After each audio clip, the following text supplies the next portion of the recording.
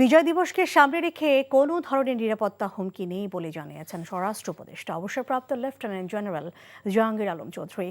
বিজয় দিবস উদযাপন ইস্যুতে আইনশৃঙ্খলা নিয়ন্ত্রণ সহ সার্বিক নিরাপত্তা পরিস্থিতি নিয়ে সভা শেষে ব্রিফিংয়ে তিনি এই কথা বলেন।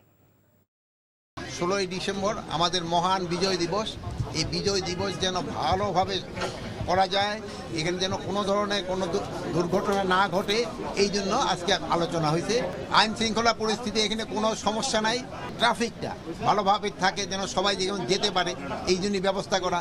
আর এখানে কোনো ধরনের সিকিউরিটি থ্রেট না লাগলে, কোনো ধরনের সিকিউরিটি থ্রেট নেই। 16ই ডিসেম্বরটা সবার জন্য, আমাদের দেশের সবার জন্য এটা বিজয় দিবস কারো না, এটা সবাই আমাদের জন্য বিজয় দিবস, এটা আমাদের সবার বিজয়। টাকা চুরির জন্য যদি আমার গলায় জুতার মালা পরাইতে হয়, তাহলে আমার শালীর সাথে প্রতারণা করার জন্য তোর ফাঁসি হবে।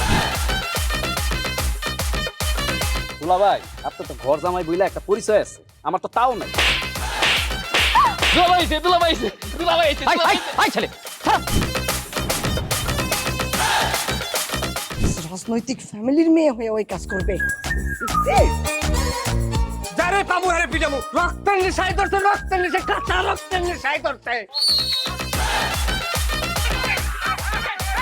তোমার এই পলিটিক্স আমার বাম পকেটে থাকে। তোদের বউরে ঝামেলা পাকাই। এই বেটাই, আমি তখন বিয়ে করিনি। দুইটার আমি গুলি করে মারু। মাসুদরা কোনোদিন ভালো হয় না।